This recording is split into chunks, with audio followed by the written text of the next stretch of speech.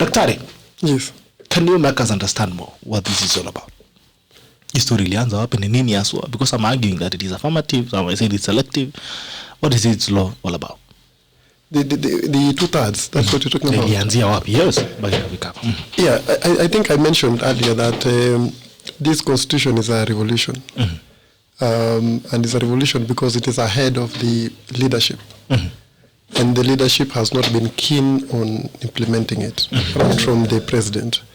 And so if you read the authorship of the constitution, and it began with the CKRC process properly, and earlier we had 4 Cs. I saw you interviewed William Tunga. He must have talked to you about the history of our constitution making. They were in 4 Cs and NGOs, and they were fighting for reforms. And one of the issues that began to stand out in the reform era was the issue of gender equality. Women are not going to be treated as if they don't matter anymore. I think that came out all through the 80s, 90s. And eventually we reduced that into writing.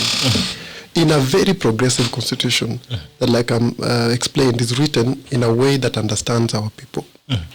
The way Guy wrote the first draft in 2002, and that was even maintained later, was to understand these guys as criminals, these guys that govern you. And so to anticipate them, the way you anticipate a thief. So this constitution has what I've always called intelligence, some artificial intelligence. I call it constitutional intelligence. So it tells you, as soon as we promulgate, this will swing into action. And when this swings into action, this will swing into action. Then if this doesn't happen, this will come. If this doesn't happen, this will come. And the politicians didn't understand that they had been caught. So, like if I were going specifically on the gender equality rule, the author of the constitution knew that parliamentarians or the president will not be keen on implementing the constitution. So what does he say? Or the draftsperson then says, if you don't implement this, anyone can go to court. If anyone goes to court and the court gives an order, and the order is not obeyed, then the Chief Justice can advise the president to dissolve parliament. Are you saying? So the politicians have been caught in their own game. I think they've gotten to the very end.